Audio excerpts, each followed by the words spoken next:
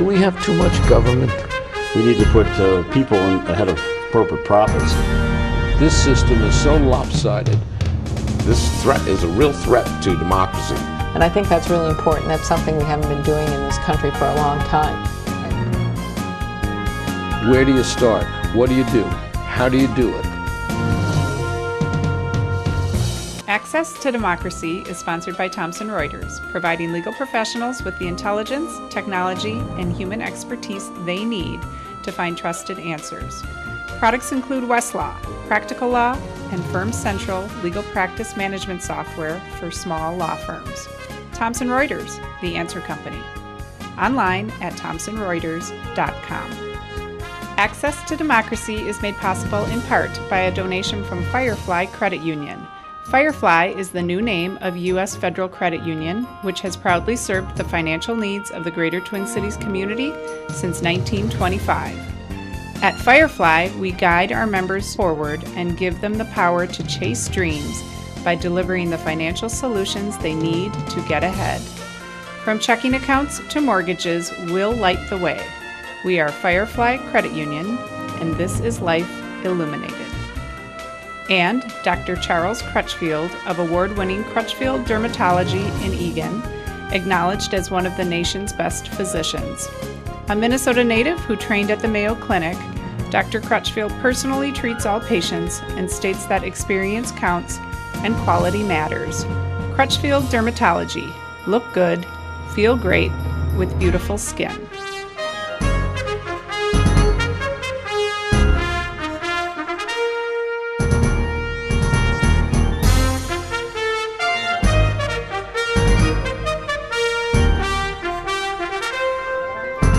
Welcome.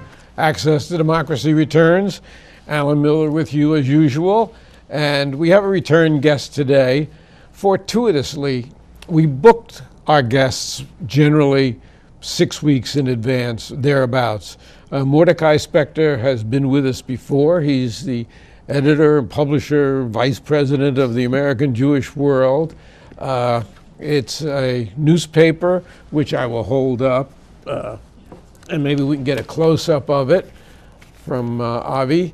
And we're moving in on it. 105 years it's been in existence, and Mordecai has been the editor the entire time. Well, maybe not quite the entire time, but welcome back. Thanks, Alan. It's fortuitous, as I started to say, that we booked this weeks ago, and we have so much to talk about in terms of a new presidency and really the disruptions around the world that it's caused. Let's start by asking you, what's the importance of a free press in a democratic society, especially looking at the United States of America today? The free press is a pillar of our democracy. If we're going to have functioning democracy, we need an informed citizenry, so that's where the press comes in. The press has to be free to report and investigate and hold government officials accountable. And with the inauguration of Donald Trump, we have significant new challenges. We have a president who's hostile to the press, who sees them as the enemy, who's said recently that he's in a running war with the media. Which has given him so much free publicity leading into the election, and since that he would be lost without the media. Without the media, Donald Trump is just another bigot. With the media, it gives him status, which is really troublesome to me. And yeah, it's complicated, as they say.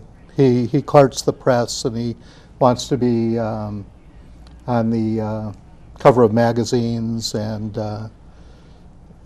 he's this great narcissist who wants to make sure that everything comes back to him. Everything redounds to his greater everything glory. is about him. Right.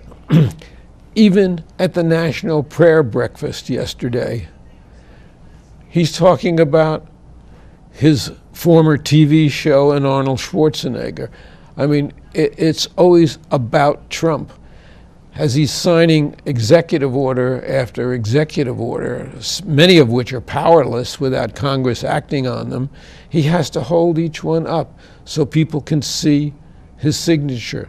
Like, who cares whether his signature is on there or not? I'm surprised that he writes with more than an X, but be that as it may. The First Amendment guarantees us freedom of the press. And that, too, has been a pillar of our democracy. Do you feel or see that it's threatened under this regime? Well, I wanted to mention first that there's a structural problem that the traditional mainstream press, and I'm in the newspaper business, and newspapers have been battered by changes in technology and the economy. So there aren't the resources available to really do a lot of reporting and investigation. Newspapers have kind of collapsed more or less, laid off a lot of the news staff, and that's a problem. You'd like to have a more robust newspaper business facing a situation like Trump. And we have the New York Times, which to me is the beacon of journalism, or as Trump said earlier in the year, that it is one of the true jewels of our democracy. But that was until last week when he said it's a failing media, I don't know what insult that he put to it. It really is kind of frightening to me, who I'm old enough to have been alive during the Holocaust. I'm old enough to know that we had relatives in Europe who were annihilated, who were cremated, who were exterminated. And then I see somebody like Steve Bannon, who I believe is really the architect of Trump at the moment and his policies. And the man has such a history of bigotry that it is really frightening to me. So Bannon comes from Breitbart News, which he's described as the website for the alt-right. And that's kind of a euphemism for this faction of racists, white supremacists, anti-Semites, neo-Nazis. And it's frightening that he has this influence. He was recently elevated to the Principals Committee of the National Security Council. So he has Trump's ear, and he's... While two generals were bumped off. Yeah, they removed the Director of National Intelligence and the Chairman of the Joint Chiefs of Staff. Now, you would think that they should be permanent fixtures on the National Security Council. Yeah. Nothing is like it was prior to a couple of weeks ago. And are we going to be able to endure 4 years of this type of a regime? Well, we'll see. I hope that they don't start a nuclear war. That's one of my big concerns. Mine too. But as far as reporting, it's especially challenging because Trump, you can't believe everything that Donald Trump says. Well, if he says it today, 5 minutes later, he may be just on the opposite pole. Right. And he's not a policy guy. He might have some people around him that are more focused on certain policies. He's kind of a simpleton. He's got a bully. The Muslim ban, build the wall, repeal Obamacare, and then you're fired. Which isn't going too well at the moment. Right. Or repeal Obamacare. And he got to fire someone. He fired the acting Attorney General the other day. Yes, Sally Yates. Right. Fired her because she would not, as acting Attorney General, implement what she saw as an unconstitutional order, executive order that he signed. So he fired her. Right. So the opposition now is in the streets. We saw the day after the inauguration this massive Women's March, and women's marches all around the country. My wife went to the Capitol in St. Paul and joined this crowd of 90,000 to 100,000 people, maybe the largest political demonstration in Minnesota history. In 30 cities around the world, Right. not just in the United States. Tuesday night, I went downtown for a demonstration that was called to protest the Muslim ban and his build the wall scheme, his crackdown on immigration on the Mexican border. And it was a huge crowd.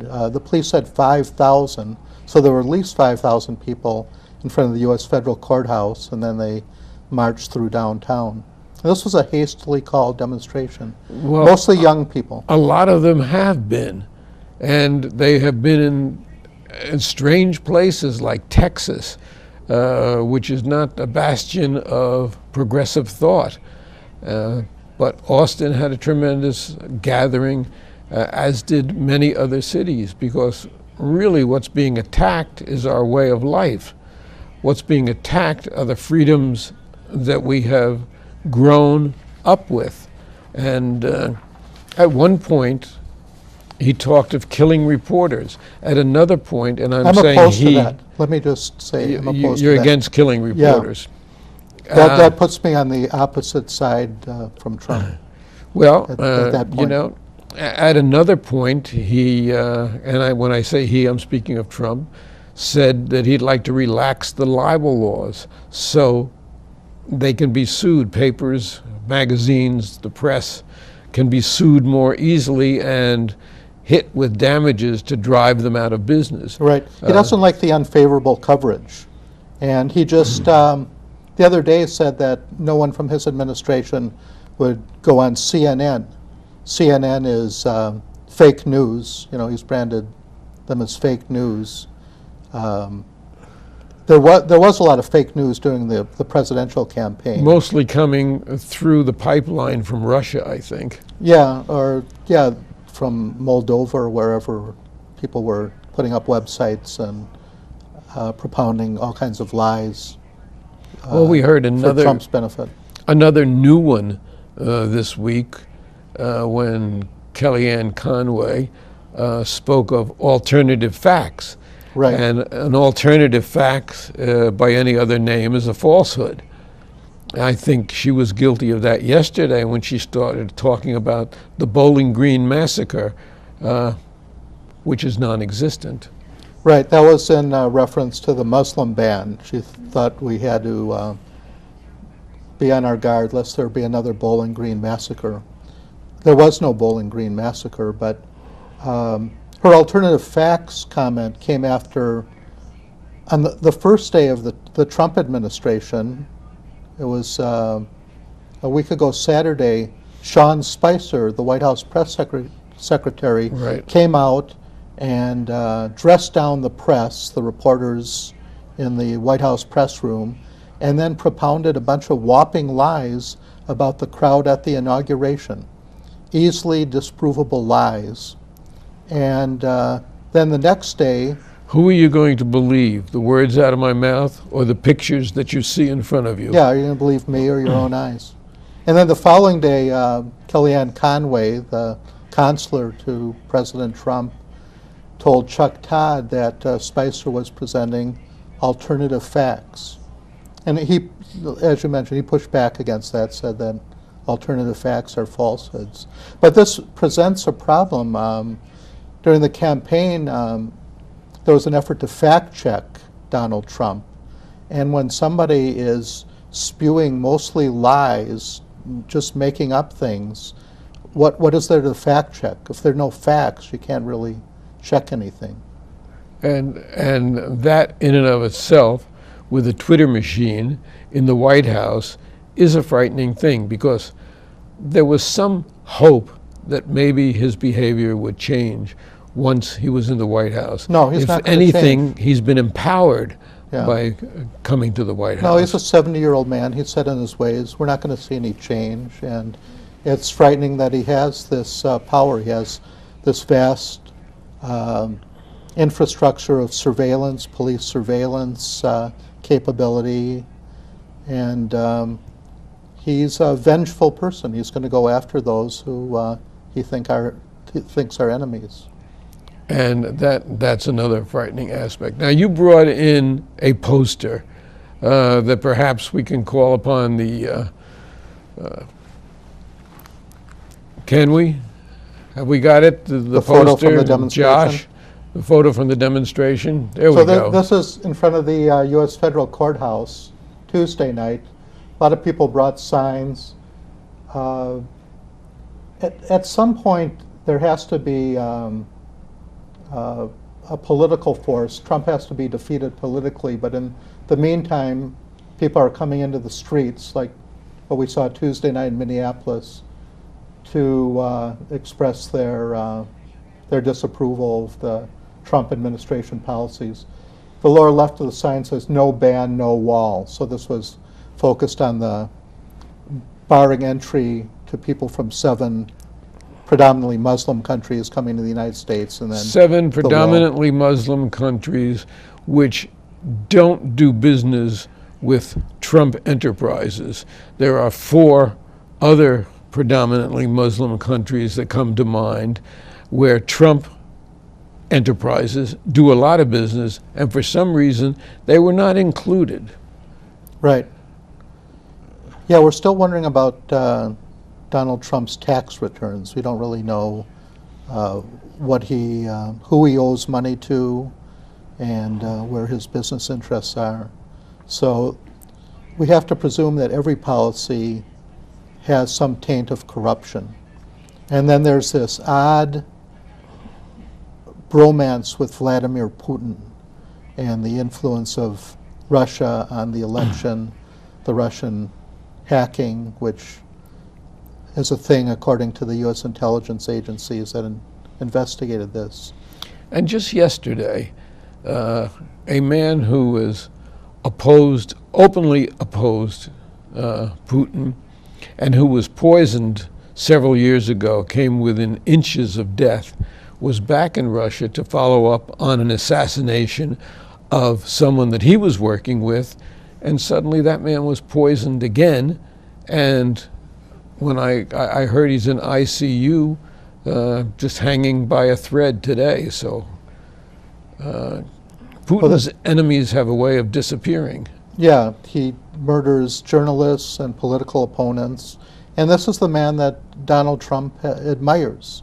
Donald Trump has never said a cross word about anything that Putin has done. Although just today the Treasury Department increased sanctions on Russia as well as Iran for testing something that, as I read what they were required to do in the settlement with the Obama people, they had a right to test a missile. Mm-hmm. It wasn't nuclear. It wasn't aimed at anybody. I just don't understand. Well, I think there's some contending forces within the Trump administration, so we don't really know how things are going to shake out policy-wise. The White House issued a statement to Israel saying that they shouldn't be expanding settlements, which surprised a lot of people since... which many of us have been saying for years in the hope that there's still possible to get a 2-state solution, which I have said publicly and written about that I don't believe Netanyahu has any real interest in, but is the only way we're going to get peace in the Middle East. And in fact, I wrote a blog about that on my Curmudgeon's Musing blog, which, if folks haven't read it and they want to curl their hair, just go onto the blog, Curmudgeon's Musings, and you'll see some of the things that really trouble me. Another thing that really troubles me, right here, several weeks ago, there was a bomb threat for the Jewish Community Center in Minneapolis. And I know you covered it. Right. But it was one of 16 around the country that happened simultaneously. That's not coincidence. Yeah, this week there was a third wave of bomb threats at JCCs around the country. So over the past month, I think it skipped a week, but there were bomb threats, and then the following week more bomb threats, which targeted the Sabus JCC in St. Louis Park. So these complexes have to take the threat seriously and evacuate the premises, and sometimes call off all activities for the day. In the bomb threat this week, the Milwaukee Jewish Community Center was evacuated after a threat was called in. Well, I've The seen third wave. a big uptick in anti-Semitic remarks and activities and posters and writings over the last few months, starting actually before Trump was president. And yet, allegedly, one of his closest advisors is his son-in-law, notwithstanding the nepotism there, Jared Kushner, who's an Orthodox Jew and whose daughter converted to marry him. Right. So I can't. Yeah, Trump's quite- going to send Jared Kushner to solve the Israeli-Palestinian conflict. He thinks he can do that. I'm not sure what his qualifications are in that regard. Or he was in the real estate business. His family has a huge real estate business in New York City. Well, quite a few Israeli prime ministers and people in government have been accused of illegal activity. One fact is still in jail. And Jared's father also was accused of something and did 2 years in jail here. Right. So He was prosecuted by Chris Christie. yes, yes. And where is Chris Christie today? A little bit of retribution there. He's certainly no place in the Trump mantra of assistants or appointees. Another thing that was troublesome to me was the Holocaust Remembrance statement on January 28th, which omitted one thing, and that was the mention of 6 million Jews who were, including relatives of mine, who were exterminated. Yeah, that was a week ago, last Friday, International Holocaust Remembrance Day, which marks the liberation of the Auschwitz concentration camp, 72nd commemoration of that. And Trump issued a statement that didn't mention Jews or anti-Semitism. And that outraged every Jewish organization in the country, that they would make a statement and then defend it, saying that they wanted to be more inclusive. Omission like that is not accidental. It's intentional. Yeah, they have defended it. I don't understand how they can say something about the Holocaust without mentioning that the Jews were the prime target of Hitler and his henchmen. Now, the American Jewish World, which is a very respected publication, has spread its wings in terms of tolerance to all people. And you have worked for social justice and civic justice in many respects. So why don't you talk a little bit about the philosophy of running the paper and some of the things that you have done? Well, we're open to all views. We're kind of the bulletin board for the community, and then we cover national and international politics, Israel and the Middle East, and Jews in far-flung corners of the world. And the Jewish tradition involves a long experience of repression in different parts of the world, and anti-Semitism in the old world and in America. So politics, you know, you might not be interested in politics, but sometimes politics is interested in you.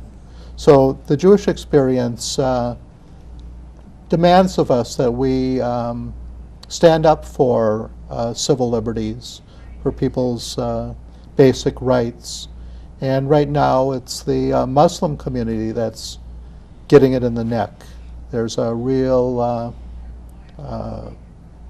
wave of bigotry against Muslims.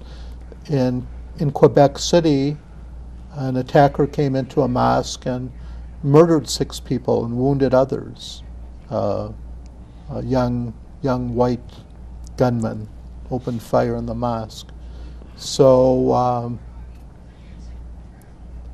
we have to be aware of this, and we have to stand up for people who are facing repression. And of course, we think of Pastor Niemöller in World War II. First they came for whatever, the labor unions, and then they came for the Jews, and then and finally, Right. When they came for me, I never spoke. I didn't speak out, is what he said. And when they came for me, there was nobody left to speak out. And he was actually interned, although he did survive World War II. So that what you're saying is American Jewish World wants to be a voice that's speaking out against this injustice and other injustices, so that we don't fall into the trap of fascism, which is so close to the mentality of some of Trump's supporters that it really, really requires very close scrutiny. Yeah, again, we have a challenge with this, what seems to be an emerging fascist federal government with Trump and his inner circle consolidating power. And Trump is really an unhinged individual. He has what a lot of people think is narcissistic personality disorder. And delusional. Yeah, so that's bad for an individual and an individual's relationships. But now he's been elevated to the this pinnacle of power in the government. So it's a really dangerous situation. What I am waiting for is for some people on the Republican side of the ledger to stand up before this gets completely out of hand, to stand up and speak out about what this country is all about democracy, about the Bill of Rights. They can have differing opinions. We have people on this show all the time that have differing opinions.